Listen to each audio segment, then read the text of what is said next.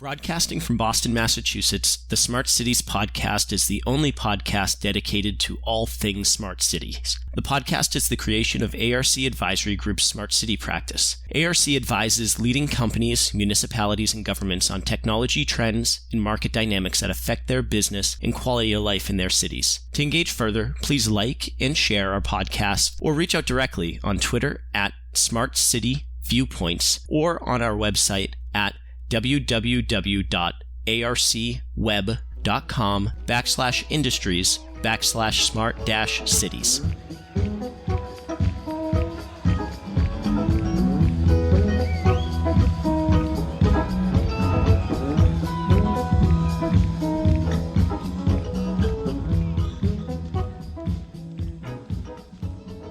Hello, everyone. Welcome to another edition of the Smart City Viewpoints podcast. I'm Jim Frazier, Vice President of Smart Cities here at ARC Advisory Group. And today I'm very happy to have as our guest the Chief Development Officer of Planet Smart City, Alan Marcus. Alan, welcome today. Thank you, Jim. Thank you. Hey, so Alan, before we get started into the technology and applications, what brought you to the smart city world? Can you describe your path a little bit and a little bit about yourself? Sure. So, well, I won't give the long story. I guess the short story is I spent about 25 years in Silicon Valley, where, I learned all about the internet and building infrastructure for digital, essentially. I worked at companies like 3Com and Novell and Cisco. And ended up coming to New York, where I worked at a company, a tech company in a vertical space that I knew nothing about, which in that case was a retail and logistics. And I liked it. I liked that I learned something new, that it wasn't just about the technology. Well, that company we sold to Motorola, and I learned that there are a lot more interesting things out there than pure technology. And I ended up at the World Economic Forum, where I was focused on things like global policy, balancing the need for environmental and social good with profitability, and really looking at how we can bring the tech community together, to solve some big global issues that today are very obvious, things like privacy and cybersecurity, cloud computing, and these kinds of things. But back in 2008 when I joined, these were not things that were really on the top of mind of various business leaders and policymakers around the world. So it's very interesting to kind of see how we can use technology to solve policy issues, but also how do you balance, the need of kind of community thinking of social environmental goods with the role that an enterprise plays, which is, to make money, to bring value to their shareholders. That is their job. So as I left the forum after 10 years, kind of with this Silicon Valley background and now this kind of global public policy thinking, I went off in search of some industry, some place where I could learn a lot, where I could get interested, and now where I could apply, this background. And I stumbled into this real estate and development kind of world, something I knew nothing about, and met the founders of Planet in the early days here, and just was enchanted by what they were thinking, what their vision was, where they were headed. They're called Planet Smart City, and building smart communities is definitely the big value proposition, but it's not smart cities for everybody. This really focuses on low income, kind of affordable type communities in where there's just huge housing gaps around the world. And so for me, this was like, wow, technology and building some kind of community good, some social good. This is exactly what we've been talking about. Now I can actually find a place to try it out, to see if we can really make this work. So now I've been here about a year, and very excited at what we've been able to accomplish in the last year, and even more excited about where we're headed. And we're, really focused on that kind of working class people, to make sure they've got a safe and comfortable place to live, and not just a building, not just this thing called a house, but a community, a place that services, their needs and works in their lifestyle. That's fascinating. You and I don't know each other very well, but I do chair the IEEE Smart City Planning and Technology draft standard. That's about 80% done. And it's meant to be a very broad planning document. It doesn't go into technologies. The attempt there is that to address the faults of the smart city ecosystem in the past, where vendors have proposed solutions that didn't fit the user needs of the end communities.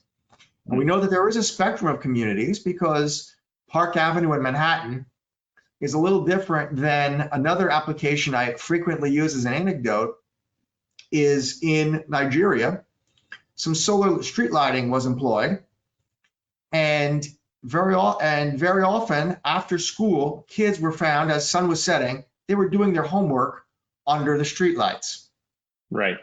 So a wireless streetlight control system company came in and put a control system in there to overdrive those streetlights so that the kids could actually see rather than marginally seeing their books. That went and drove an application where a satellite internet provider came in, put a satellite node on there, and gave away some tablets. So children in a city in Africa that has no electric power now have internet access and lighting that they can do their homework for a few hours after school ends. So right. there's a huge range of smart city applications that are not just self-driving vehicles and LiDAR and all of those kinds of things. So the standard us and the IEEE are working on really starts with examining the 5 human factors of a smart city: environmental, economic, societal, and then really defining your stakeholder communities and only serving the consensus-based user needs of those communities that you are attempting to serve. So that was a long introduction, but it leads to my question. So what are the user needs of this community that you're attempting to serve, that you are serving? Yeah, Jim, actually, maybe I can hire you at Planet. I mean, you just told the perfect story of how we're looking at this. And when we talk about smart city, particularly in the affordable space, this isn't about the technology. Usually that's what you hear. Everyone talks about smart city. It's self-driving cars and street lights that are timed with people walking and traffic signals and reduced traffic congestion and amazing technology and some really forward-thinking opportunities. But for the average person, the average working class person, those are luxuries at best. It doesn't really meet their day-to-day needs. It's not something that they've got some basic needs that need to be solved first. And second, when we talk about smart, it doesn't even have to be technology. It could be something really quite simple. The ability to just understand, how green space and public parks can be used better. And one of the things that we talk a lot about is space planning. If I could, when you think of build costs, you think of per square meter, type of cost, very standard. I don't care where you build in the world, per square foot, per square meter build costs. Well, if I took a square meter of space out of every home and built, a gym and built a common room or a shared kitchen, my build costs in the community become exactly the same, but it's a smarter community because you can do better space planning in your unit.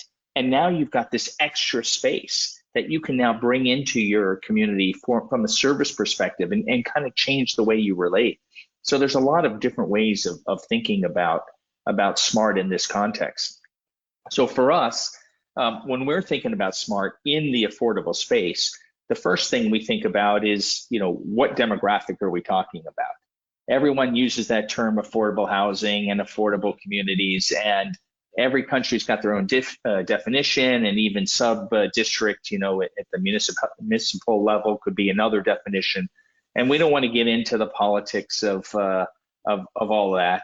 What we want to do is really focus on, what a demographic that's been identified within that community, that it has a gap in their housing needs, that could benefit from a better quality, a more inclusive type of community.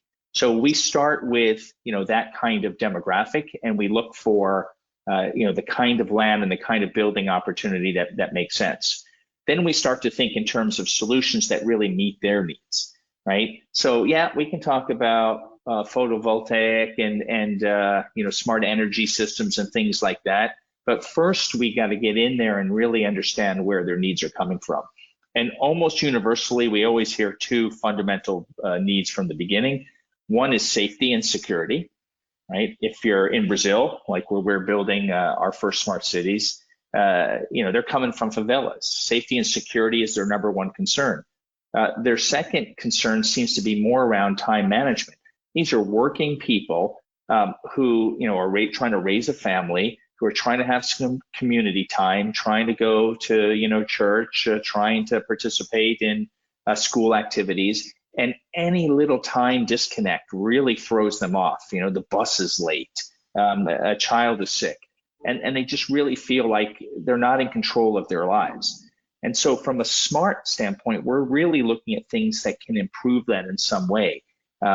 So it might be a better public transportation, or at least better access to information on the public transportation. It might be simple things like providing Wi-Fi within the community public spaces, so that those who are doing prepaid minutes on their mobile phones, which is almost all of them, find that there's a lot of activity they can do. You talk about doing homework under the lights. Well, maybe they do homework in kind of a common room, where maybe one parent helps with the kids. They're getting free Wi-Fi. They're not using any of their minutes or internet costs. These are the kinds of things that are a real game changer in the affordable space. And they're smart. They're not expensive. They're not super advanced technology. They're just recognizing the needs and how we meet them. For us to continue that process, it's not just thinking about it ahead of time. It's actually putting people into the community. We have what we call community managers, and a set of apps that help the community manager scale, which allows them to really understand much more what this community needs. So one community in Brazil in the Northeast called Laguna, outside of Fortaleza, will have very different needs than a community in Natal, even if they're both working class, low income types of communities. Their needs might be different. And then they'll be very different from needs like in India, in Pune, where we're building today. So getting people in there, really listening to what the inhabitants and the residents need, and then iteratively co-designing those services that are most beneficial to them. This is really what makes what we're doing, we think, different, and allows us then to scale that set of services out to a broader community. Wow, that's superb. I'm struck by safety and time are global, somewhat ambiguous issues. Mm-hmm. Yes. So out of, what type of applications, and I'm not necessarily looking for technologies here, but what applications tumble out of that user need for true safety as well as the perceived safety scenario, mm-hmm. and same for time management? Well, let's start then with safety and security. So here's one that, as I say it, you'll go, oh, okay, that's just so obvious, but it's not obvious to people that are moving into these communities. The first is know your neighbors. One of the biggest challenges we always have, any of us, when we move to a new place, is we don't know anybody yet. Sure, if it's just across town, we still have our friends in our old community, but for many who are moving, especially if they're coming from places like favelas, into these new communities, they really don't know anyone there. But the minute they get to know people, And we know this for any of us where we live, when we know our neighbors, there's a sense of security just by knowing them, by being able to count on each other for simple things. So getting to know your neighbors. So how do we do that in a town where we're building 30,000 people will move in? It's an app. You can talk about technologies like Facebook or WhatsApp or whatever. Yes, any of them would be fine, but it's an app. It's an app that starts to bring people together. Let's create a block party. Let's bring people in for the football matches, the World Cup qualifiers. Let's get people together to meet each other, to find what they have in common. That's the first part of security. Know your neighbors. The second then comes into kind of technical stuff. In places like India, no matter where you go, communities are generally, gated, if you will. There's a natural security person. It provides a job, of course, but it's very typical, even in lower class, working class kinds of communities. So security would include sending out a QR code to potential visitors to speed up the access for people who have a need to come into the community versus people who don't. In places like Brazil, you do also see some gated communities. Ours is not one of them. What we do instead is we've got a kind of a CCTV system in place, and residents can actually look at and see what's happening within their community, whether they're at home or outside. This gives them a heightened sense of security within that. So you start to combine these capabilities and people start to feel more secure. And most important, as they get to know each other, they start to realize that, they can count on each other, in terms of a community association, a neighborhood watch. These are things concepts they've never even thought about before. For them, neighborhood watch is a very smart idea. And to coordinate that on a simple app is exactly the kind of thing we're doing. In terms of things like time management, as we build a community, we certainly, as anyone would do, work with the local transportation authorities. Do we need to change the bus routes? But what we also start to do is start to recognize where people work, when they go to work, and see if there's alternative ways that we can improve, that journey. For many in the communities, they're taking buses. Maybe they have to change buses 2 or 3 times. In Fortaleza, I met so many people working in the restaurants that could take 3 hours to get to work in the morning and 3 hours to get home, just because of all the various buses they need to take. You miss a connection that could add huge amount of time. But if you've got a community where a number of people are moving in the same direction, you can optimize that travel and create improvements in that respect. So that's an example of the kind of time we can bring back to people. Wow, that is fascinating. I could see the community building with an app. I mean, we see it. Many of us who don't live in those communities see it even with an app like Nextdoor. In fact, Nextdoor is a very interesting example, and we use it here where I live as well. If I look at Nextdoor, they've got 10+ million and counting users, maybe more by now. So forgive me if I got the number wrong, but it's big. It's a big number. But if I look in my community here in suburban New York, the penetration rate is not super high. And that's the challenge we see with a lot of community type apps. Facebook groups form things around community. They're a little bit more selective, who's in and who's out kind of thing. And that adds stress. Am I allowed to be on that community? Oh, my neighbor doesn't like me. They're blocking me. You see some of those activities, and it's fine. It still serves great need, and I'm glad those apps and communities exist. But we're talking about something that's much more local. It's not some far off app that happens to be servicing loads of people in the same way. This is where we really look at the needs of that community. And we've created an app or a version of our app that is unique for them. So if QR codes are important, fine. If they're not, it's not part of our app. If transportation is something that we need to express more through our community, but in another community is uninterested, that's fine too. We don't have to be the same for everyone. So the way we think about it is really tailoring it. And again, using our community managers in place, that helps a lot. It helps us kind of co-design those services that are most beneficial to them.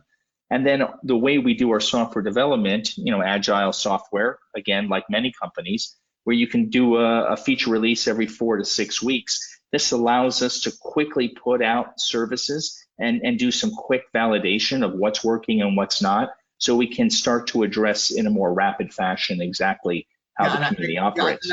And I think you breezed over it, but the adoption rate and the network effect is very important here, because I use Nextdoor down here in South Florida, and we have a few hundred homes in our local community, and then the broader circle of, I don't know, 13,000 homes it says, but the adoption rate is quite low. And I would argue it's because there's Facebook groups and Google groups and meetup groups. Yeah, and loads of choices. Yeah. Where do you go? That's right. Now, when you go to embedded, it's a different story. Yes. And when you go to these kinds of communities, this demographic, you have to remember, right? These are people who largely feel marginalized, right? That don't feel Google and Facebook and Amazon and Uber and you name your favorite platform, all who are doing amazing work. They don't feel they're part of that world. And so there's your first challenge. How do we get them past that? That's helping them see past that demographic barrier. Okay, go ahead, Alan. No, sorry. The second is, they see in themselves, in their community, in their neighbors, what they're doing, and they want to be more like each other. They want to see that kind of community build their own, brand, if you will, of how they operate. And so when we go into a community, we're talking 40% penetration, not 0.1% penetration, and that's because and you talk about it when you don't get the big penetration, you get people from a broader area. If they want to know about something and somebody replies and they're not actually from the community, they're kind of outside, it doesn't have the same weight. I don't know if you ever notice, my engineering team is in Torino, Italy. I'm in New York. So of course, pre-pandemic, I was going back and forth. Where I stayed in Torino, I wanted a pizza. It's a Sunday evening. I just want a pizza. I don't want to socialize. I just want a pizza and go back to the hotel or the apartment I'm in and just have a read or whatever. So I quickly look up what's the best pizza, and I see 5 stars on Google or Yelp or whatever, and I'm like, that's pretty good. But when you go in and look at the comments, this guy was from the Netherlands, this guy's from Germany, this guy's from Rome, and yeah, they all thought this was good pizza. But I want to know, what do people in Turin think? Right. What do people in this neighborhood think about this restaurant? And you have to go through and filter those out to find the few nuggets of the local people's value on this. And it's a completely different experience when you think about it that way than when you're just getting viewpoints from random people that mean nothing to you. Exactly. Influencers on Yelp. Yeah. Yeah. So, okay. So I get internally, I could see the pluses.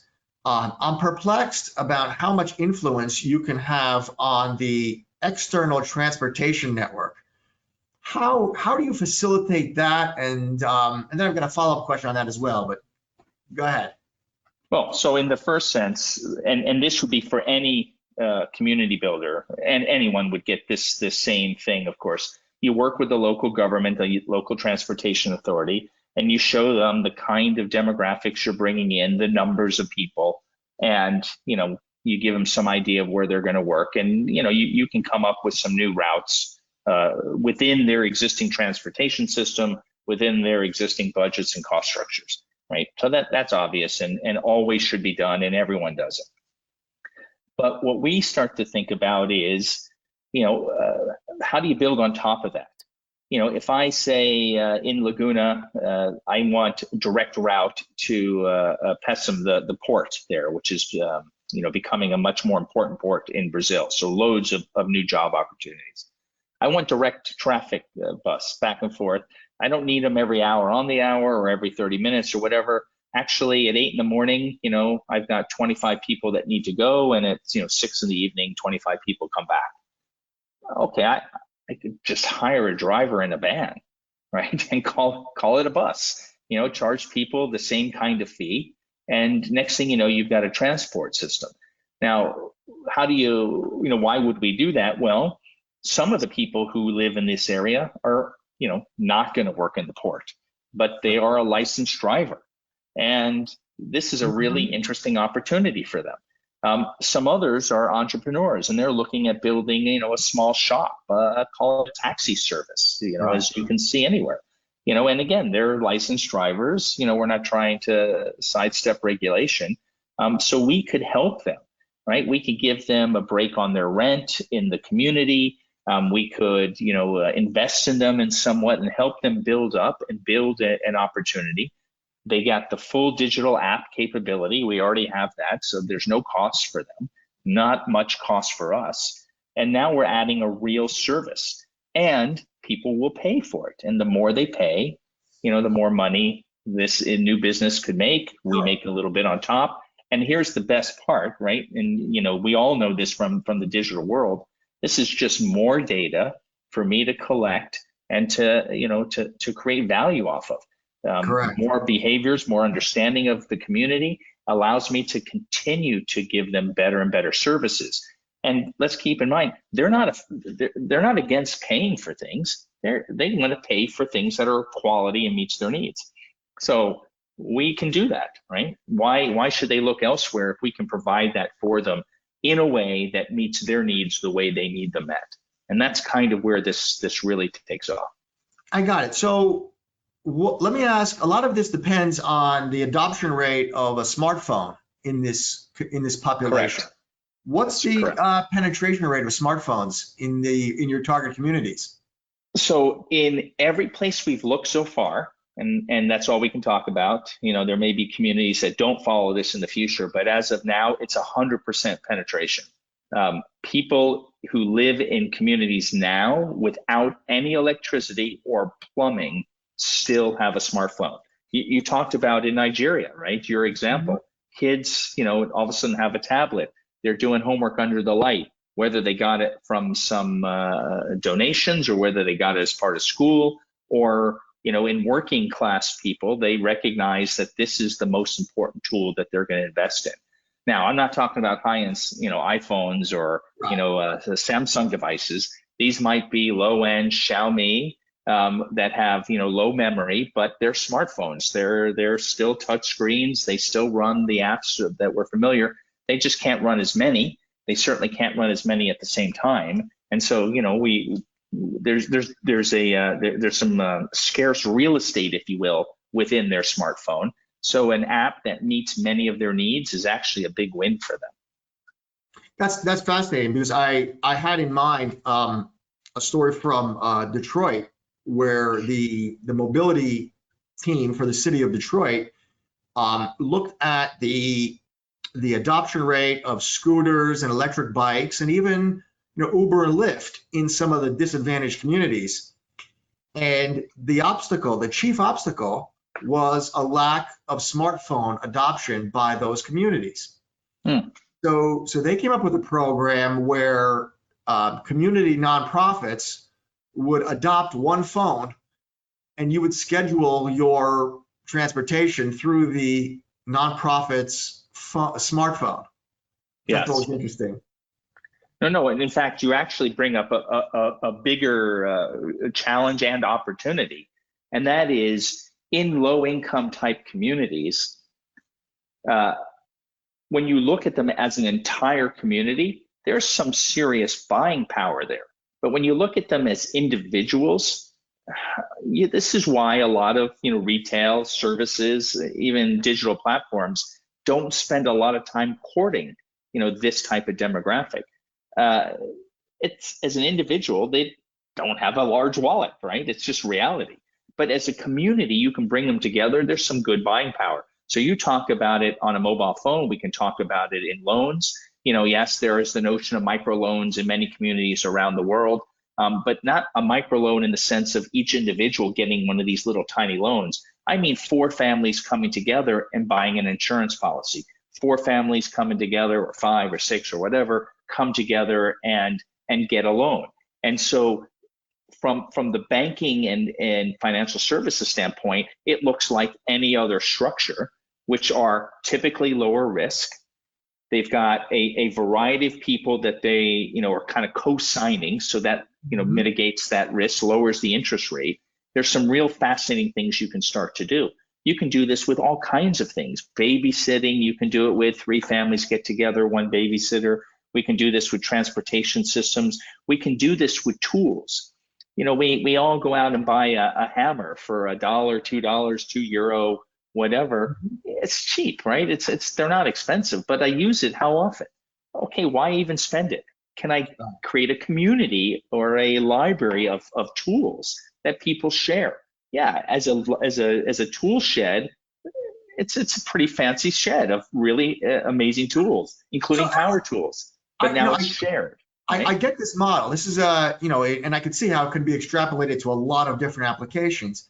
But how about some of the thornier ones? And I don't know if it exists in Brazil, but we have the concept here in North America of food deserts. Yes. Okay. Have you thought about that? Yeah.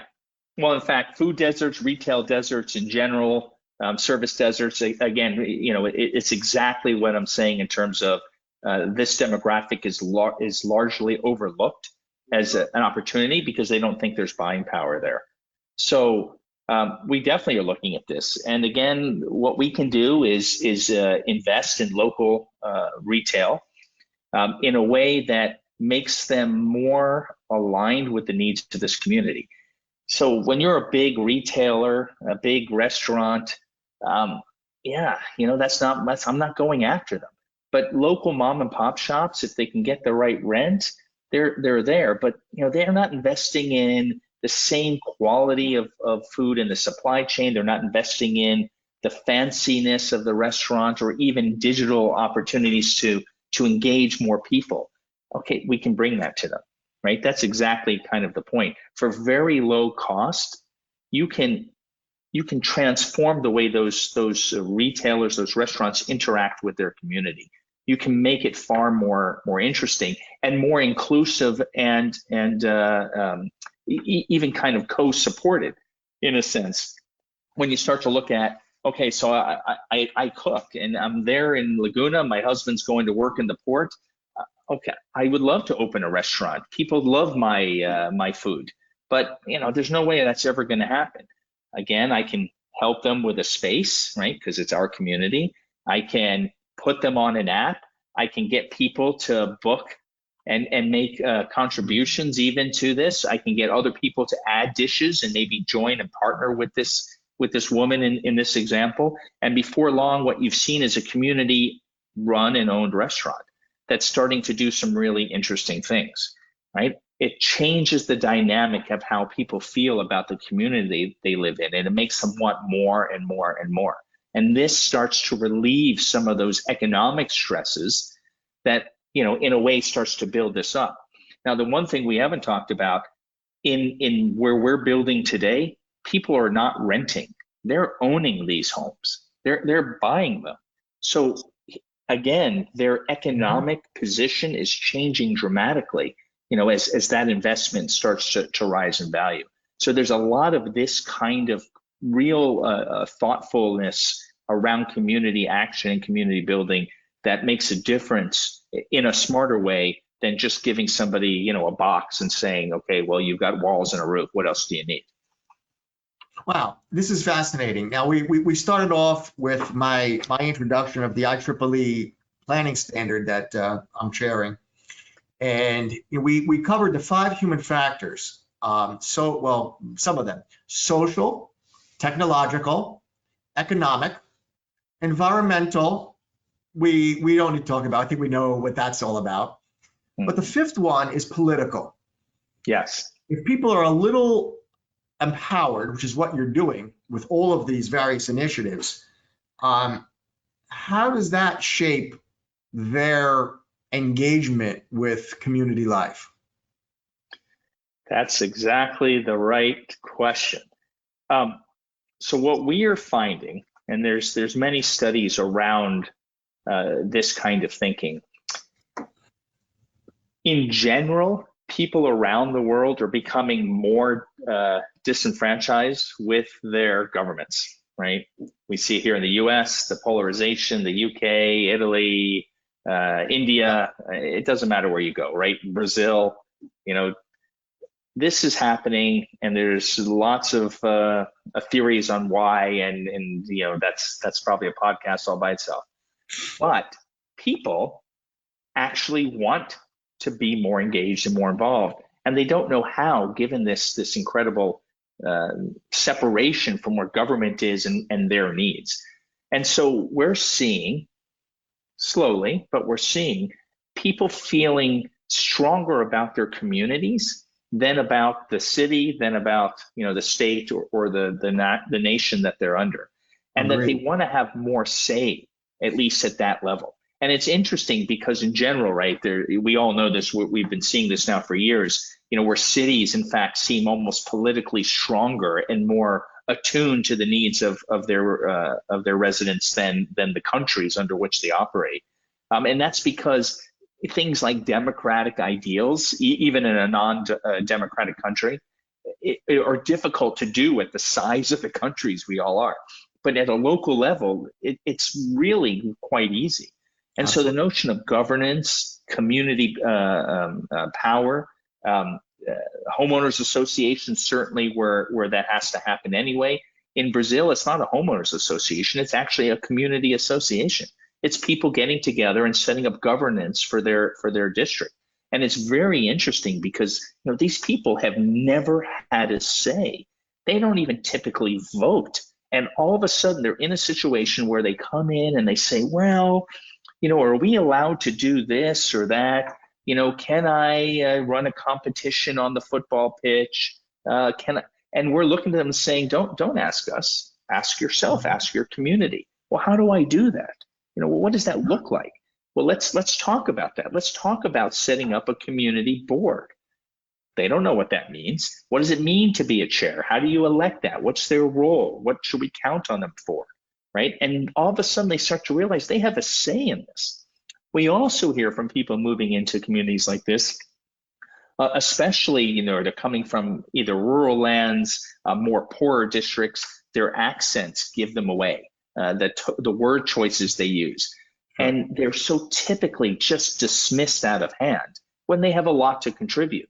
In these communities, they're finding they have more in common with people than not in common. And they're starting to go, wow, I've never had the kind of opportunity to participate in a community governance mechanism.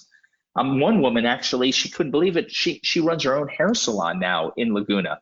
And she's saying, this would never have been possible before, because I could never just build one in a legal way. I had to always do it on the sly, and then I had to pay security from, the thugs in the neighborhood. And then worse, going even to a bank in support of the business, they hear my accent, they hear where I'm from, and then I'm just dismissed. It's just not going to happen. And so these are the kinds of game changers that really affect them. And it's not difficult work. It's just being there, being present, and working with the community. No, I agree with you. And in a way, organically, this typically just bubbles up if the people are enabled to do it. That's right. And there's, if they're enabled, that's right.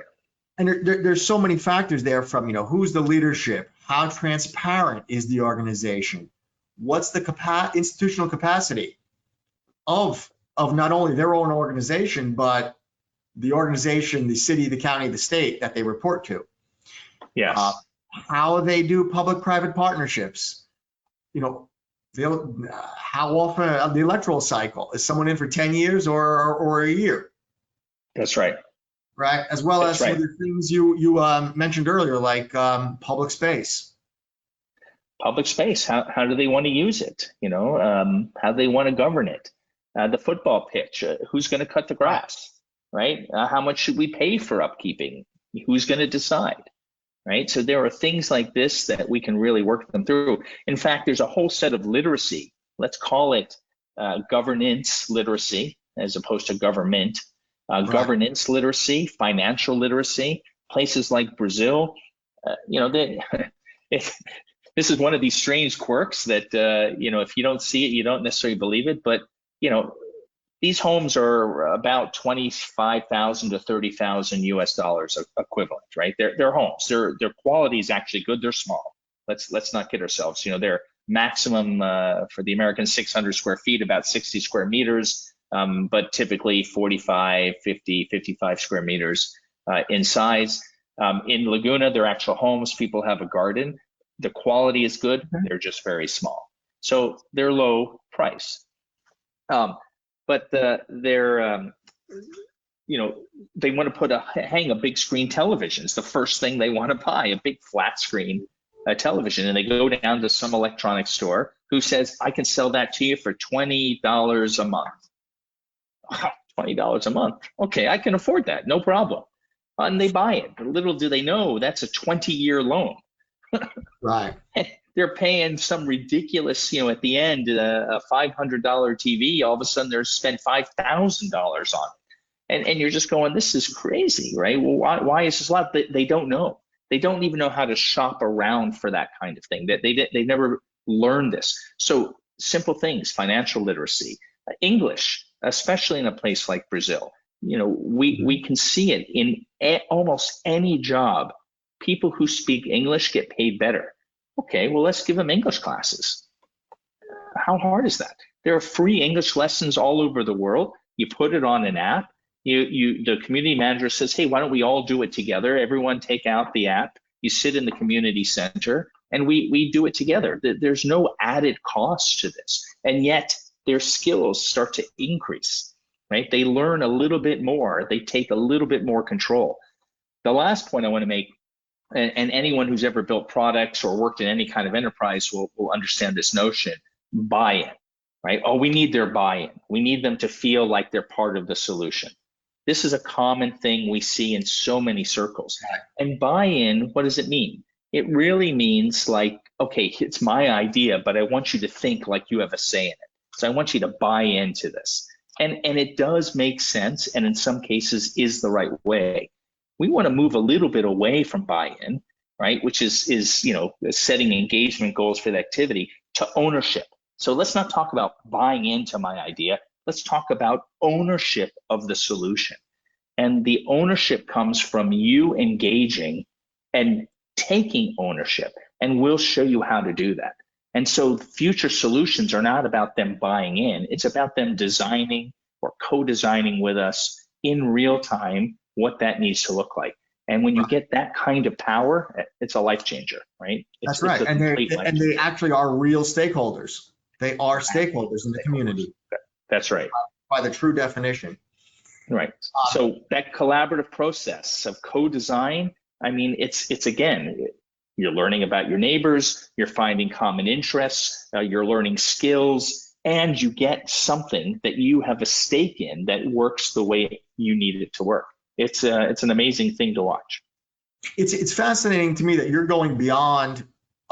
If you were to ask, members of many different stakeholder communities, they might not be able to voice it as elegantly because they just have not been exposed to the opportunities that, crowdsourcing a set of tools might bring to them. Correct. It's interesting to see the foresight of yourself and your organization that enlightens these folks ahead of any transaction. I'm sure that happens first. That's right. I mean, we have to show. Well, let me actually say it like this: the most critical thing we need to do to make our communities fulfill the vision, the goal that we have in front of us, is build trust with the community, right? And as my sons always say, trust is a simple concept. Just do what you say, right? Don't deviate from that, right? The biggest trust of failures we've had, especially in the digital world as of late, is where people felt the terms of agreement meant one thing, but the company did something else, or something unexpected from what we believed would have existed. So we need to build that trust, right? And that trust is going to come from listening, working with them, and sharing with them the fact that they do have a say, that they don't just have to accept. They don't just have to be resigned to go, yeah, look, do your worst because we're used to it. They can push back. They can have a say. And the more that happens, that confidence builds, the community it's a whole different place. And that even from a pure financial standpoint, let's get a little bit selfish here. From a financial standpoint, once they have confidence, what do confident people do? They buy stuff. That's the reality. They buy stuff. They're going to look for the better restaurant. They're going to look for better quality goods. They're smarter about how to make those decisions. And who is their trusted partner to ensure they're getting the right things? We want to be.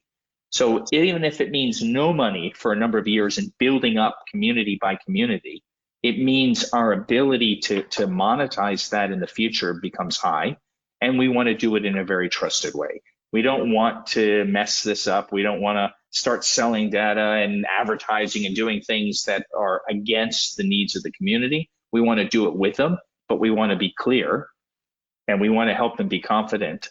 And we think there's just a huge monetization opportunity on top of that, especially if you're in 40, 50, going to near 100% penetration. I mean, companies would just die for that kind of data. So very, very, very true. Well, Alan, this has been a fascinating talk so far.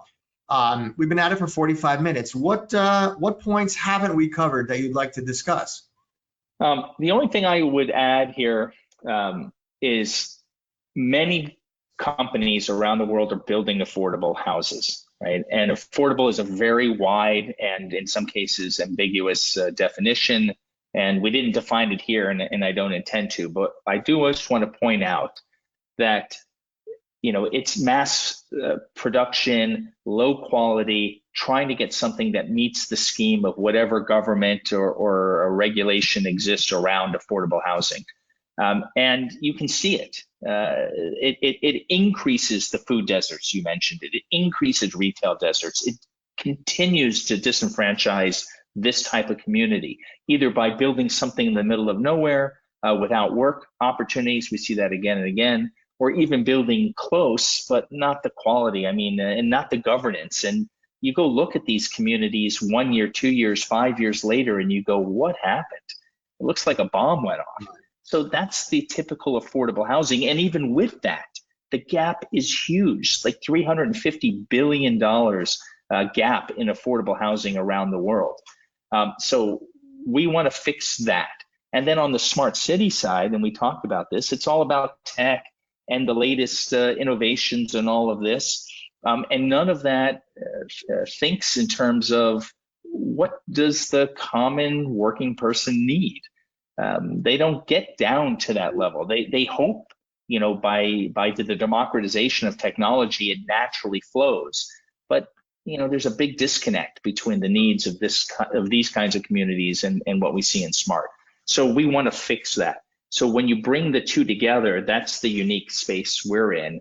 And we think it makes a difference in the demographics and the communities we're trying to serve. So in what countries is Planet Smart City active? Go ahead. Our active building, our active community building is Brazil and India. In fact, if you just think the top 5 countries have the biggest affordable housing gaps, it's Brazil, India, China, Russia, and Nigeria. You mentioned Nigeria before. So we started in Brazil. That worked out well for our founders. They speak Portuguese. It was a easy place. We've now expanded to India. We are looking to expand elsewhere. We're certainly in discussions in Russia. We're talking with people in Nigeria. Colombia, is another opportunity that comes in the next year. In Italy, where my R&D center is, we're working with local builders in renovating existing lower income communities. Those are more rental type places, but we're having a lot of success in that, particularly from an architecture, space planning, and engineering optimization standpoint. And then we're looking to expand that kind of model that we're doing in Italy. We've started some discussions here in the US, outside of Dallas, Texas. We'll see how that plays out. In the UK, also some opportunities that are kind of similar to what we're doing in Italy, and we'll continue to grow. We're a startup. We love to be all over the world at once, but Brazil and India, that's our main focus from the community building. We want to learn from that. That answered my question as to whether you're focusing on the developing world or the developed world or both. And well, when you look at if we talk about affordable housing and building smart, affordable communities, the biggest gaps are India, Brazil, China, Russia, and Nigeria.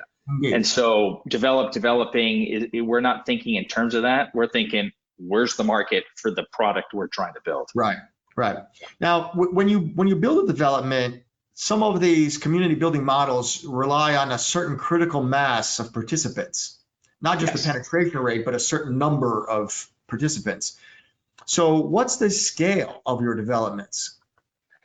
So, it depends on whether we're building kind of towers or kind of horizontal homes. Of course, there's different economies of scale that go in that. But generally, minimum, we're in the 1,100, 1,200 unit range would be the starting point. Our sweet spot is kind of north of that, up to about 3,000 units. And then, we're also looking at some larger. In fact, one in India we're looking at right now could be 15,000 units. Obviously, when you get to scale, this is where our profitability really comes in. Because like I said, if you took, out of 1,100 units, you take a 1 square meter of space from each of those units, and we all know, we've all walked into apartments and said, this is 1,200 square feet, it looks tiny, and walked into one that's 900 square feet and looks huge. It's about space planning. So you take 1 square meter away, now I've got 1,100 square meters to go play with in terms of additional services to the community. So when you get to 3,000, 5,000, you get a lot of this extra space that you can then use for all kinds of services for the community. So that's where that scale comes in without increasing our costs. Because we offer the kinds of things we've talked about in this podcast, that decreases our sales time. People want to buy into a community that has this kind of stuff, the spaces, the things, the services. So the speed to sale is much faster. That reduces our costs, which we can then invest back into the community. Sure. So these are the kinds of things that help us in our business model. Okay. Well, Alan, we're running out of time. Do you have any last comments? No. This was exciting. I love the work you're doing with the IEEE. I think that's spot on. It's great to hear that, and I'd be interested in knowing more about that too. Well, thanks, Alan. Again, I'm Jim Frazier, Vice President of Smart Cities at ARC Advisory Group. I'm very pleased today to have Alan Marcus of Planet Smart City with us today. And I hope all of you viewers can join us again for another edition in our Smart City podcast series. Thank you very much. Broadcasting from Boston, Massachusetts, the Smart Cities podcast is the only podcast dedicated to all things smart cities. The podcast is the creation of ARC Advisory Group's Smart City practice. ARC advises leading companies, municipalities, and governments on technology trends and market dynamics that affect their business and quality of life in their cities. To engage further, please like and share our podcast or reach out directly on Twitter at Smart City Viewpoints or on our website at www.arcweb.com/industries/smart-cities.